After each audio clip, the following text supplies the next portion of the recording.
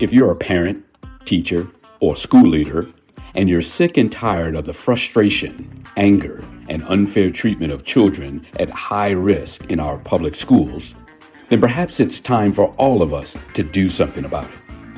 In this podcast, Dr. Amitra Berry brings you tips, tools, strategies, and tactics to build successful solutions while touching, moving, and inspiring all of us to transform our schools so that every child thrives. Here's your host, Dr. Berry.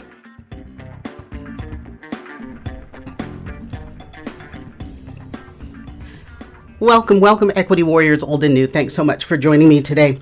You know, the other day I read something and it stuck with me, and I just couldn't wait to share it with you. So this actually is kind of a long quote, so bear with me. But Toni Morrison wrote this, and it says, "Our past is bleak, our future dim, but I am not unreasonable. A reasonable man adjusts to his environment, an unreasonable man does not. All progress, therefore, depends on the unreasonable man. I prefer not to adjust to my environment. I refuse the prison of I and choose the open spaces of we." And that so resonated with me. I read it again and again and again.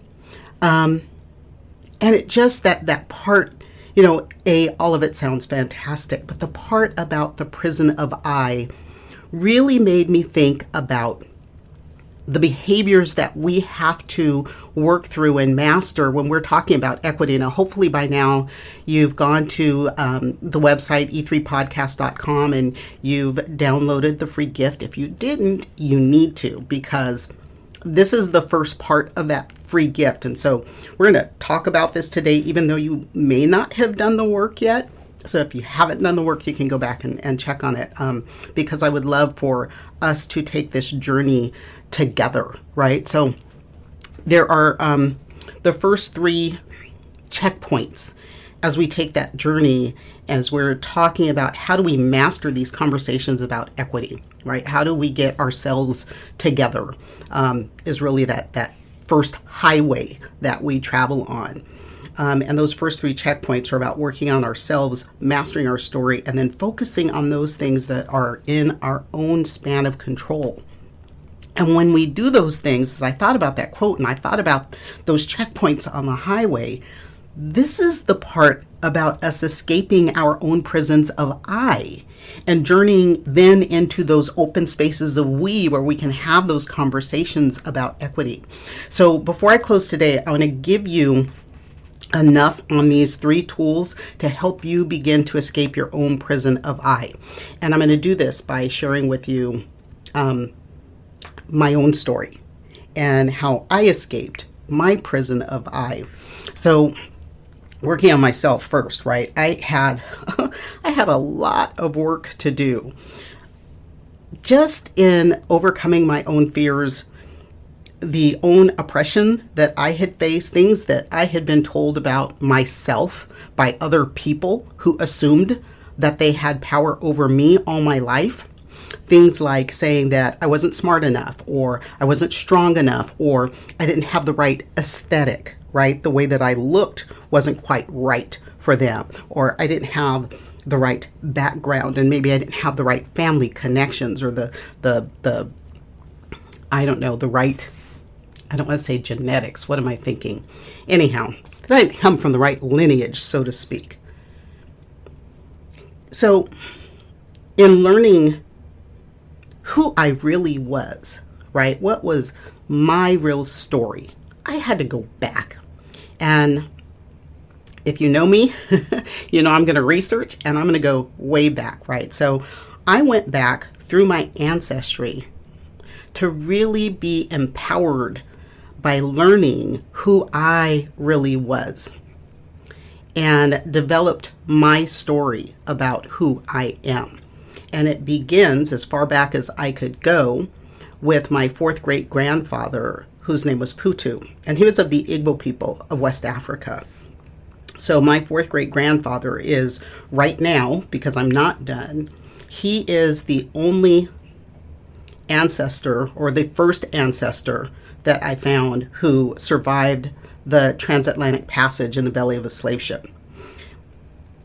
the history that I've been able to find, the story that has been recorded, was that he fathered scores of children for this family that owned, because that legally was what they did then, a family that owned him in North Carolina.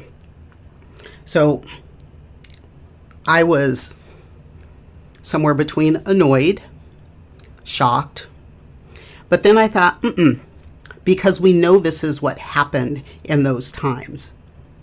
The power in that knowledge is that for him to have been used as a breeder, he had to be one hell of a strong, striking, good-looking man.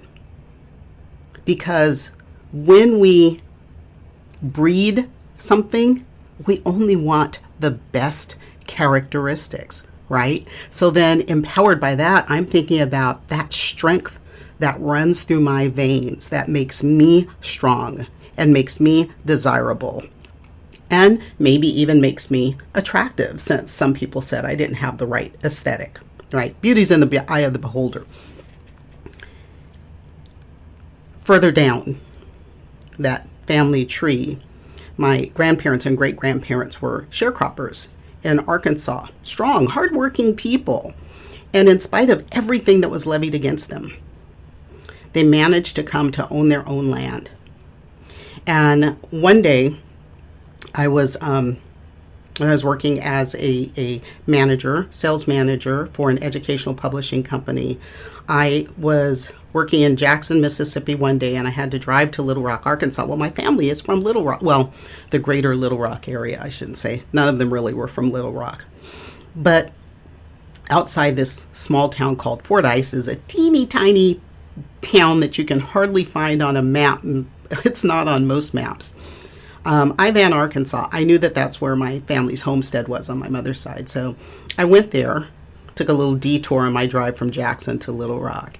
And I found the church. There's only one church because this town literally is a post office on the highway. And then one road in, everything else is dirt road.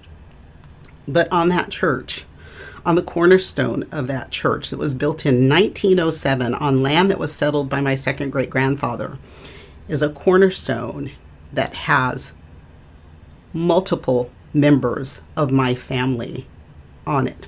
And I thought that was cool. That land is land that we settled, that we built up, a church that we built more than 100 years ago.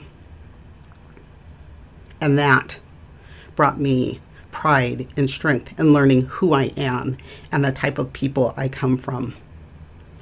And then in the next generation, just to go to my parents, my mom and dad, both veterans, Army and Navy, who served this country with honor.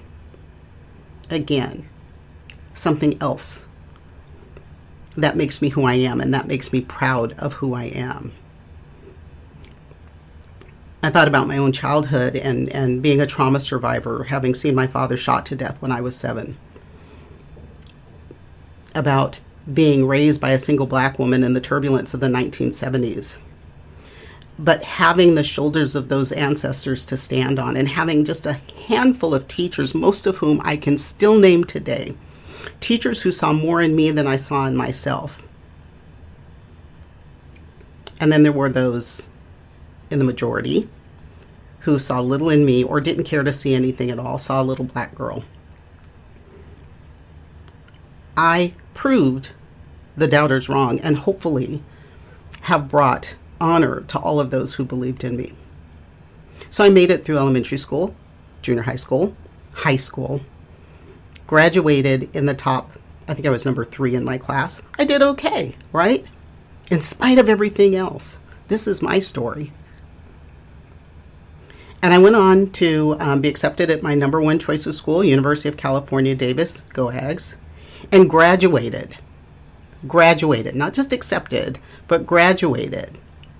After that, I got multiple credentials. I got my master's, I got my teaching credentials, 2 teaching credentials, a master's degree, and a doctorate. In spite of an admissions committee who told me I didn't even have the grades for a teacher prep program. Screw them. Screw them. I say to myself now, I am the fourth great granddaughter of Putu, surviving and overcoming. It's in my blood. This is what I do. So those who try to build a prison for me, a prison for my thoughts, my learning, my successes, all of them have failed because I've survived and I'm successful. Because once I set my mind to something, I'm going to make it happen. My father, well, I only had him for 7 years of my life. So much of what he said to me, I can still hear. And I remember one day sitting in his white El Camino with the black vinyl roof out in front of our house on Sutter Street. He said to me that big things come in little packages. Now, if you've not met me, if I stand up really tall, I'm a flat foot 5 feet. Not very big.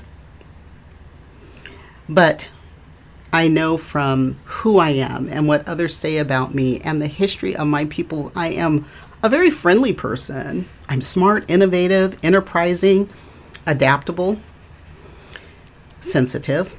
Yeah, every once in a while I still do cry at Hallmark commercials and in movies. Yeah. I'm always optimistic. I work hard. I don't cheat. I don't cheat myself. I don't cheat other people.